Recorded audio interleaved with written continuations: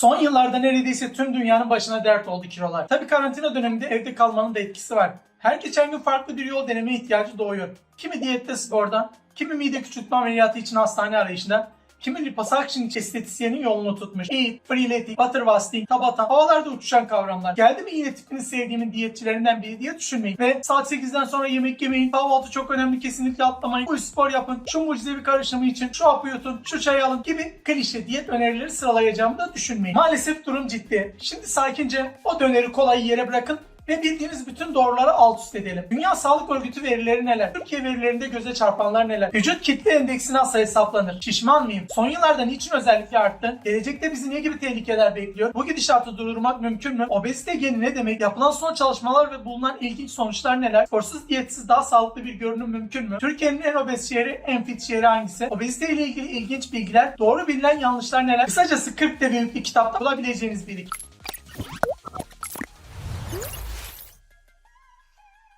Spor salonu üyelikleri, diyet listeleri, beslenme koçları, diyetisyenler, nereden bakarsanız milyar dolarları bulan bir sektör. Şişman arkadaşımızın hemen alınganlık yapmasından çoğu site içinden böyle hitap ediyor. Biraz sırtından mı desek, göbeğinden mi desek, geçinen son günlerin trend meslekleri. İnsanoğlu yediklerinin 1/4'iyle geçinir. 3/4'üyle de doktor geçindirir demişti. Vakti zamanında bir büyüğü. Uzmanlar obeziteyi erken ölümle ilişkilendirir. Tip 2 diyabet, kardiyovasküler hastalıklar, hipertansiyon, bazı kanser hastalıkları başta olmak üzere dünya çapında bulaşıcı olmayan hastalık yükünün büyük bir bölümünü oluşturan ciddi bir halk sağlığı tehdidi. Osteoid ve uyku apnesi gibi yan sorunları da yaşam kalitesini etkiler. Özellikle viral enfeksiyonlar üzerindeki etkisini COVID-19 nedeniyle ölüm oranları epey yüksek olduğunu da gördük. Bir kere şunun altını çizmek gerek. Fazla kilolar bize sağlık sorunu olarak geri dönüyor. Vücudun belli bir kapasitesi var ve bu kapasitenin üzerinde yük bindirilince kalbe de, böbreklere de, iç organlara da daha fazla yük biniyor. Sadece bununla yetinmiyor, kişinin yaşam kalitesi de düşüyor. Hareket alanı kısıtlanıyor. Psikolojik etkileri de bambaşka bir boyut. Hareket alanı daha kısıtlı olunca depresif, özgüvensiz, asosyal insan modeli ortaya çıkıyor. Yani özetle yaşamı zorlaştırıyor. Bir ismi gelin hep birlikte bu yaraya neşter vuralım. Nature Reviewer Genetics'e göre son 40 yılda obezite 3'e katlandı. Dünya Sağlık Örgütü'ne göre 1 milyardan fazla kişi aşırı kilolu veya obez sayılıyor.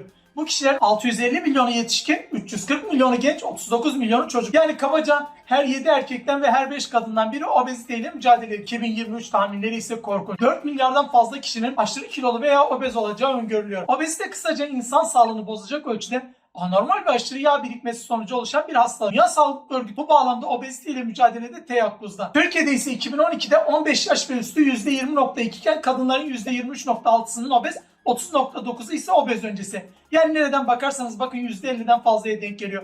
Bu da demek oluyor ki her iki kişiden biri şişman, yani sağlıksız. Dünyanın en obez ülkesi %88.5 oranıyla Nauru'dur. Avrupa'nın en obez ülkesi ise Türkiye. Bravo bize. Nasıl da solladık ama tüm Avrupa'yı diye sevinmeyin. İşin can alıcı noktası, yetişkin nüfusun %66.8'i fazla kilolu, %32.1'i ise obez. Dünya Obezite Federasyonu 2035 tahminlerine göre Dünya Obezite Atlası'nı yayınladı. Rapor Birleşmiş Milletler'e de sunuldu. Maalesef durum hiç de iç açıcı değil. Federasyon Başkanı Profesör Lawrence Power raporlarda yer alan bilgiler için açıkça bir uyarı. Aksi takdirde dünyanın bu sonuçlarla yüzleşeceğini söyledi. Avrupa'da ve dünyanın pek çok ülkede alarm ilan edildi. Bazı önlemler alınmış durumda. İlkokul kantinlerine müdahalede bu önlemlerden biri. Şişman değilim sanki, değil mi hocam? Sizin gözünüzde nasılım?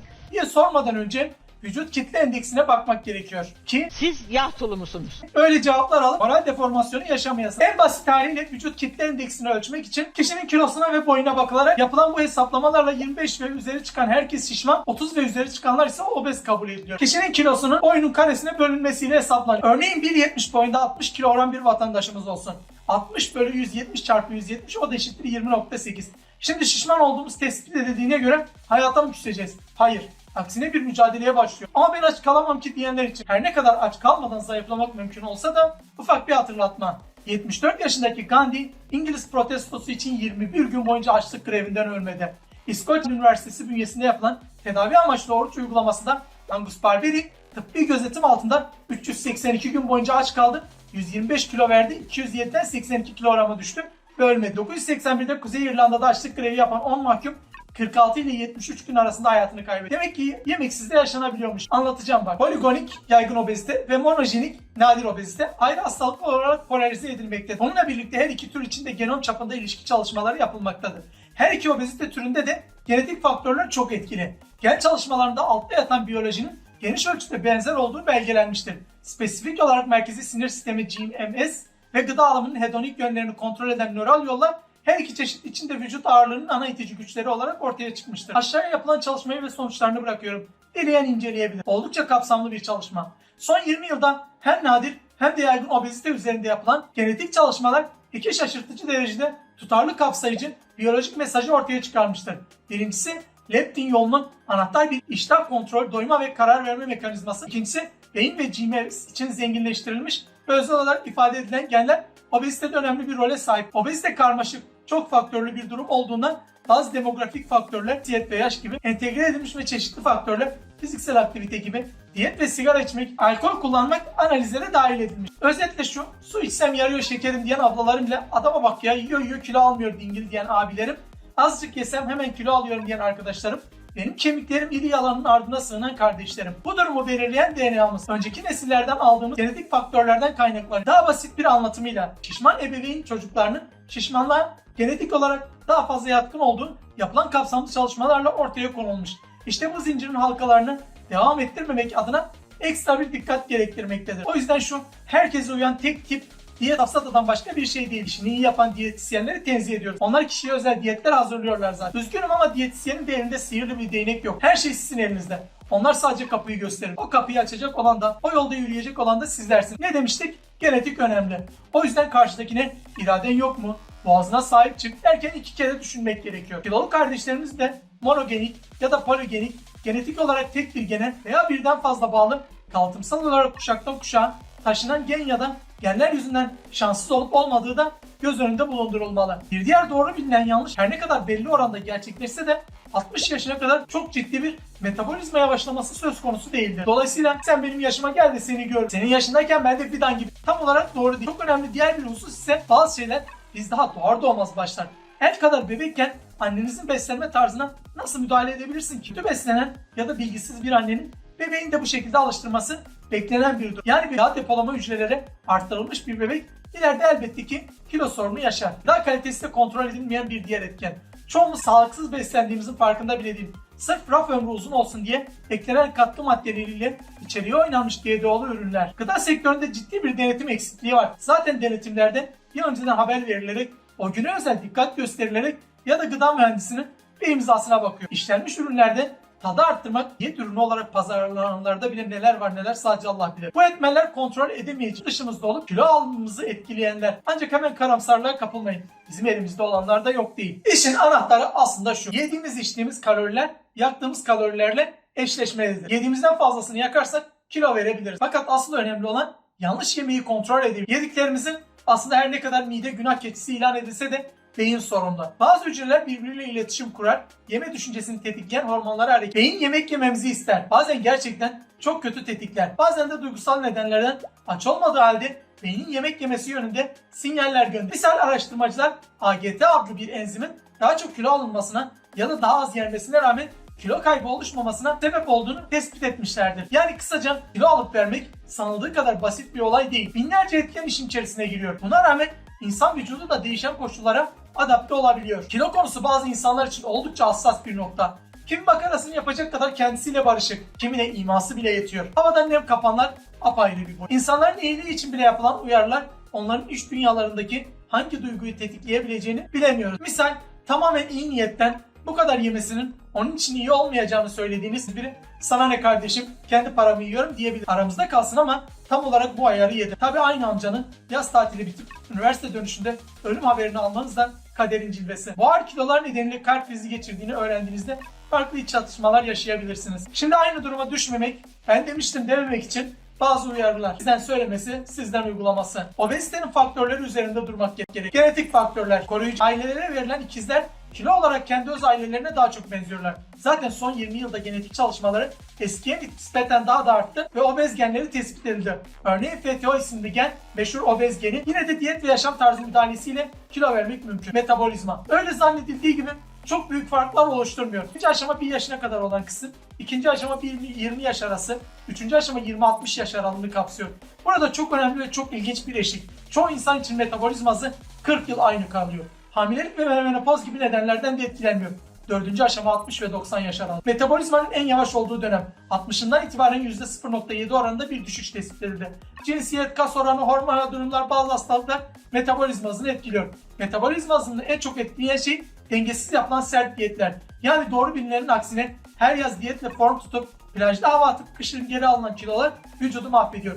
Merak edenler Dünya Savaşı'nın vicdani üreticilerin açlık dayanma kobayı olduğu Minnesota Üniversitesi deneyine bakabilirler. Vücudumuz her bakımdan mükemmel bir oluşum. Açlığa da bizden, zihnimizden daha hazırlıklıdır. Negatif enerji dengesi olduğunu anladığında hormonları ve fizyolojik değerleri devreye sokar, enerji ihtiyacını azaltır. Bazı doğru bilinen yanlışları düzeltmekte fayda var. Ürün sayısında artış ya da azalması metabolizma hızını etkilemez. Kahvaltı yapmak metabolizma hızını arttırmaz. Geç saatte yemek yemek kilo vermenizi engellemez ya da metabolizma hızını düşürmez. Baharatlar, bitki çayları metabolizma hızını yükseltmez. Enerji dengesi. Alınan enerji harcanana eşit olmalı demiştik ya da daha fazla olmamalı. Girdi çıktı mesele. Farklı yiyeceklerin eşit kalorisi olsa bile tokluk etkileri farklıdır. Rafine şekerler kan şekerini hızla yükselteceğinden daha da fazla kalori alımını teşvik eder. 200 kalorilik omletle 200 kalorilik enerjilik içeceği aynı metabolik etkiye sahip olamaz. Kalori hesabı yapanlar yiyeceğin kalorisine odaklanacaklarını, yiyeceklerin kalitesine odaklanırsa çok daha sağlıklı hesaplarlar. İşin çakallık boyutu her kalorinin aynı olduğu fikrine yönelik araştırma yapmaları şeker endüstrisini teşvik eden bazı sponsorlar var. Fiziksel aktivite, egzersiz en etkili kilo verme yolu. Sadece aç kalmakla sağlıklı kilo veremeyiz. Bugün yaşanılan obezite sorununda hareketsizliğin etkisi diyetten daha fazla. Evde temizlik yapmak spor salonundan daha çok kalori yaktırabilir. Kötü diyet ya da sağlıksız beslenmeyi spor telafi edemez. Egzersiz kilodan bağımsız olarak aşırı kilolu obez bireylerde glikoz metabolizmasını ve insülin etkisini iyileştirir. Kan basıncını düşürür. Bu iyileştirmeler kardiyovasküler ve tip 2 diyabet riskini geciktirir. Yapılan bütün araştırmalar daha aktif, daha hareketli insanların daha uzun yaşadığını doğruluyor. Uyku. 7 saatten daha fazla uyuyamayanlar daha yüksek vücut kitle endeksine sahip. 1024 görünürlüğü içeren Gonsin uyku çalışmasıyla 8 saatten az uyuyan deneklerin Nobel'li Michel Younger önderliğinde yürütülen çalışma baykuş arkadaşların CRY1 olarak adlandırılan mutasyonu taşıdıkları ve biyolojik saatlerinde 2-2,5 saatlik bir gecikme yaşandığını buldular. Ve psikolojik. Akut stres yani kısa süreli stres, örneğin sınav öncesi, sunum öncesi veya kavga, adrenalin salgılayarak iştahı baskılar. Ne zaman ki bu akut stres süresi uzar ve kronikleşir, işte o zaman işler tersine döner. Kronik stres, hipotalamik hipofiz adrenal eksenimizi bozar. Yüksek HPI, kortizol ve kartitoprin serbestleştirici hormonlar üzerinde pek çok sistemi bozar. Uzun süreli işsizlik, kötü giden evlilik, çeşitli hastalıklar, yaşam kaygısı, yaşlılık, yoksulluk, iştah yönetimini güçleştirir. Kısaca stres en hızlı kilo alma yolu. Şişman bir kadının yaşadığı travma sonrası içe kapanıp sürekli yemek yemesi durumu. Eminim röportajlarından binlerce versiyonunu görmüşsünüzdür. Tabi bir de Azmin elinden hiçbir şey kurtulamıyormuş dedirtenleri de var. Önemli olan bunu yaşam tarzı haline getirebilmektir. Diyeti bıraktığınız anda kilolar misliyle geri gelecek. Hadi şimdi en başından başlayalım. Da diyetler, limonlu sular, zayıflatan çaylar, ilaçlar, besin takviyeleri, otlar, yağ yakıcılar, uygulamalar, düşük kalori diyetleri, kibrit kutusu peynirler, diyetisyenler, spor salonları. Of, sayarken yoruldum. Onlarca farklı deneme ve gün sonunda yine göbeğinizle baş başasınız. Uzun vadeli araştırmalar gösteriyor ki diyetlerde verilen kiloların çoğu maalesef geri geliyor. Kaybeden kiloların %1'i ilk yıl, çoğunluğu 3-5 yıl içerisinde dönüyor. Sadece %20'si kazandığı kiloyu koruyor. %80'i maalesef tekrar dönüyor bu bataklığa. Yine aynı araştırmalara göre 6 ay kadar devam ettirilip sonra bırakma eğiliminde insanlar. Özellikle bu metabolizmanın dengesini bozuyor. Dünya Sağlık Örgütü kaybedilen kilonun 5 yıl korunmasının diyet başarısı için metrik olduğunu söylüyor. Yani asıl başarı zayıflamak değil, bunu muhafaza etmek. Şimdi size kurtarıcı tüyolar. Aşk acısı çekin, kesin zayıflarsınız, iğne ipliğe dönersiniz tarzı öneriler değil. Yavaş yiyin. Hızlı yemek yemek midenin kendi kendine zarar vermesi aynı miktar ile aynı yemekten daha fazla yağlanmanıza neden olacak. İyice çiğneyin. Parçaları tüm yuttuğunuz zaman o parçaları sindirmek adına mide daha fazla asit salgılar. Halihazırda gastrit, reflü başlangıcı gibi sorunlarınız varsa ufak yaralar asitle daha da çoğalır. Hiçbir sıkıntı yoksa bile gereğinden fazla mesai ile fazla mide asidi maddede sağlığı bozabilir. Zaten yapılan araştırmalara göre 3 insandan birinde reflü var. Yemek esnasında tüm duygularınızı harekete geçirin. Örneğin tüketeceğiniz yiyeceği koklayabilirsiniz. Masada fazla oyalanmayın. İşiniz, yemeğiniz biter bitmez kalkın. Orada oyalandıkça daha da atıştırırsınız. Ayakta atıştırmayın. Dik bir şekilde oturun. Bu midenin daha da dolu olmasını sağlar. Daha az yiyecekle daha fazla tokluk hissi sağlar. Midenin belli bir kapasitesi var. Uygun olanı bunun 1/3'ünü yiyecek, 1/3'ünü su, 1/3'ünü havayla dolması. Beyin yemek yemeye başladıktan 10 dakika sonra doydum sinyali mideye gönderin. Bu sinyali alır almaz yemeği bırakın. Kendinizi şunu da yiyeyim ne olacak diye zorlamayın. Çok fazla fast food yiyecekler tüketmemeye çalışın. Özellikle son dönemde nadıl modası başladı. Bu yiyecekler hem sağlıksız hem de kilo aldırıyor. Mümkün mertebe ev yapımı ürünler tüket. Raf ömrü uzun olsun diye yiyeceklere konulan tatlandırıcılar, katkı maddeleri bir zarar veriyor. Tam doymadan sofradan kalkabilirsin. İcabında gözünüz biraz da sofrada kalır. Sürekli hareket halinde olur. Kainattaki her şey hareket halinde. Elektronlar çekirdeğin etrafında, hacılar Kabe'nin etrafında dönüyor. Herkes, her şey hareket halindeyken sendeki bu atalet niye? En basitinden yakın yerlere arabayla değil de yürüyerek gidip gelir. Uzmanlar 7 günlük su orucu tavsiye ediyor. Bilimsel detaylarla sizi boğmak istemiyorum. Hem ibadet edip hem sağlığını düzenleyebilirsiniz. Bir taşla iki. 1 kilo hedefi belirleyin. İlk halinizle son halinizin resmini yan yana kattığınızda alacağınız hazzı düşün. Pantolonları hep genişletmek için terziye gidecek değilsiniz ya. Kesinlikle aceleci olmayın. Kendinize ulaşılabilir mantıklı hedefler koyun ki olmuyor deyip yarıda bırakmayın. Bir haftada 15 kilo vereceğim derseniz o iş öyle olmaz. Hastanelik olursa en kestirme yol olarak görünen ameliyatı mecbur olmadıkça tercih etmeyin. Ha doğal yollarla verilemeyecek bir kiloysa o zaman durum farklı. Üzülerek söylüyorum ki çok yakinen tanıdığım çok iyi bir cerrah mide küçültme ameliyatı nedeniyle kaybetti. Operasyondan sonra iç kanama oluşmuş. Kilo verebilmek için vücudun sistematiğini, çalışma prensibini çok iyi çözmüş olmak gerekir. Bu kilo nasıl alındı kısmı çözülürse işin %50'si tamamdır. Hem böylece yapılan yanlışlara da değinilmiş olur. Vücut önce aldığımız her karbonhidratla birlikte depoladığı suyun ki 1 gram karbonhidratta 3 gram su depolar bir güzel atıyor vücuttan. Ödem atmak dediğimiz şey de tam olarak bu. Tartıya bakıp bir haftada 2 kilo harcamışım diye seviniyorsun ya. Üzgünüm. Birilerinin doğruyu söylemesi gerekiyor. Bu vücutta atılan su. Halbuki o önündeki gebeş göbek bağırıyor. Ben buradayım. Bir yere gitmedim. Seni kolay kolay bırakmam diye. Önemli olan yağ yakabilmek. Yoksa vücudun 3'te 2'si su nasılsa. Yağ duruyor, su gidiyor. Biz böyle kalori hesabıyla ölmemek için, yaşamak için yemek kesiyle hareket ediyorsunuz ya. Vücut bir anormallik olduğunu anlıyor.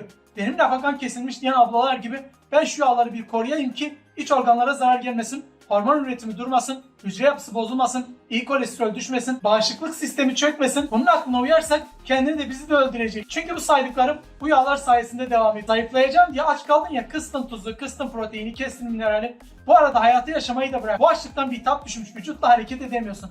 Aç ayı oynamaz. Hücrelerin yarısı yağlardan oluşuyor. Östrojeni, testosteronu hep o yağlar sayesinde. Yani vücut enerjisiz kaldı. İşimiz sana kaldıysa yandık diye arayışa giren, gelir kaynaklarına yönelen fırıldak eleman gibi enerji arayışına girdi. Senin vücuduna, senin vicdanına kalmaması gerektiğini öğrendi. Çünkü senin ona verdiklerin ancak ölmeyecek kadar. Hayati fonksiyonlar için. Bazal metabolizma hızını düzenlemek için idarelik kullanıyor. Ama yetmiyor. Sen vücuda adam gibi yani proteini verseydin, efendi gibi sebzeni de etini de tüketseydin, vücut o göbeğindeki yağları kullanıp sana enerji sağlayacaktı. Sen de o enerjiyi harekete, spora harcayacaktın. Şimdi böyle aç kalarak zayıflayamazsın. Yani yedikçe yağ yakacaksın. Şimdi ne oldu peki? Vücut alternatifini buldu. En kolay enerjiyi çevirebileceği yere saldırdı. Yani kaslara. Sen aç kaldıkça ilk olarak karaciğere saldırdı. Proteinleri glukoza çevirdi. Yağlar duruyor. Böylesi daha rahat.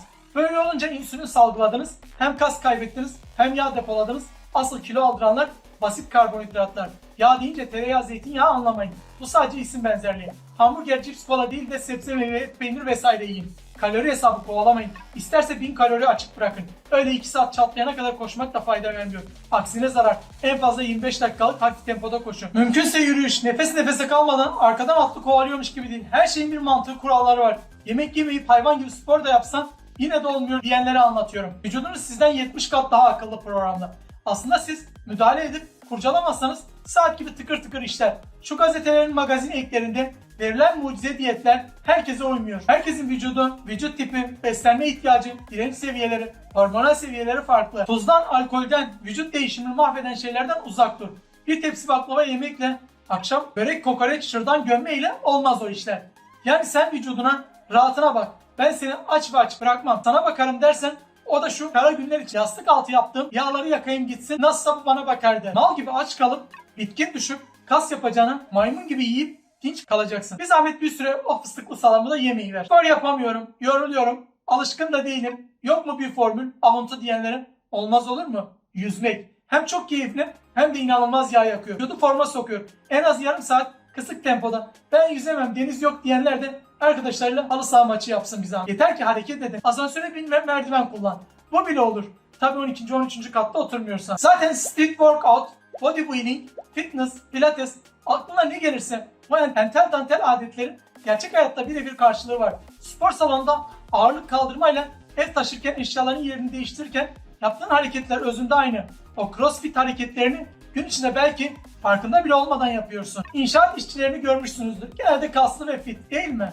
Hiçbirinin de spor salonu üyelik kartı olduğunu zannetmiyorum. Akşama kadar bodybuilding ve fitness karışımı hareketler yapıyorlar. Üstelik bu hareketlerin hangisidir bilmeden. Sertifikalı spor salonlarına da ihtiyaçları yok. Ustabaşı sağ olsun. Özetle üşengeç olma, aktif ol. Arabayla işe gidip gelmeyle, TV karşısında çerez cips tabağına gömülmekle olmaz o işler. Ne diyorduk? Hareket berekettir. Ben hepsini yaptım, zayıflayamıyorum diyen olursa da inanmamak yerine bir doktora gitmesini öneriyoruz. Belki de durum hormonaldir. Bir sağlık problemine bağlı olarak doktor önermedikçe asla ama asla metabolizmasının altında kalarak beslenme. Aceleyle kilo vermek isteyen dayıların six pack'im olsun, Instagram düzlüklerinde arıza endam edeyim diye düşünen Arizona kertenkelelerinin şu selülitlerden kurtulayım, yaz geldi diyen genç kızların en büyük hatası bu. Geri dönüşü çok daha fena. Sabırlı olun.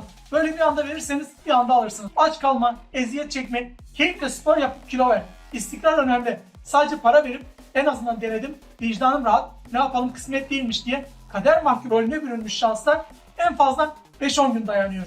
Kısaca her şey yolunda, genetik, psikolojik sorun yok, yine problem devam ediyor derseniz hayat tarzınızı gözden geçirin. Yiyeceğe ulaşmak her ne kadar çok sağlıklı yiyecekler olmasa da hiçbir dönemde bu kadar kolay olmamıştı. Artık elde mızrak, üstünde yaprak, avlanma devri kapandı. Fakat yine de hareketli bir hayat şart. Aslında yaşlanan, yavaşlayan metabolizma değil, tembelleşen bizleriz. Günde 2 öğün yetecek insanlar gün boyu yiyor. Allah'tan yılda bir ay Ramazan var da biraz mide rahatlayıp nefes alabiliyor. Bunun sebebini tek bir etmene bağlamak mantıksız. Psikolojik sorunlar mı, hormonlar mı, genetik mi, kalıtımsal mı, besinde mi bir sorun var, beyinde mi bir sorun var? Doğrusu tespiti zor olsa da hayat tarzını değiştirerek pek çok şeyi değiştirebiliriz. Ayrıca bunu tek bir güne, tek bir diyete, tek bir programa bağlamak da yarar değil zarar verir. Önemli olan yaşam tarzı haline getirmek. Çok spor yapan daha çok acıkır. Gün içinde mutlaka aktif bir hayat tarzı benimseyin. Teşbihte hata olmasın, mide bir balon gibi ve sınırsız kapasitesi var. Şişirdikçe şişer ve şiştikçe onu doyurmak, doldurmak daha da zorlaşır. Türkiye'nin en şişman insanı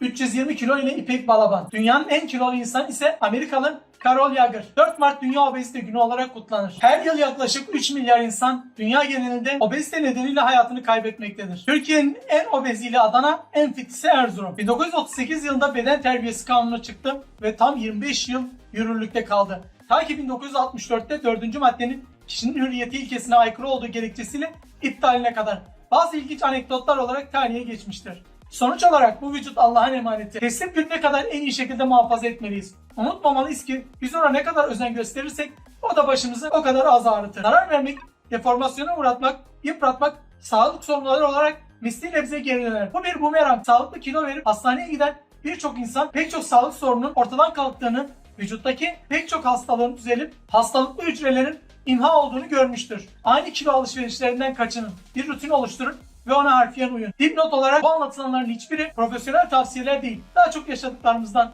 araştırmalarımızdan, gördüklerimizden, çeşitli kaynaklardan yola çıkılarak hazırlanmış olup işinin ehli bir profesyonel gözetiminde kilo vermek en doğrusu. Sağlıklı günler.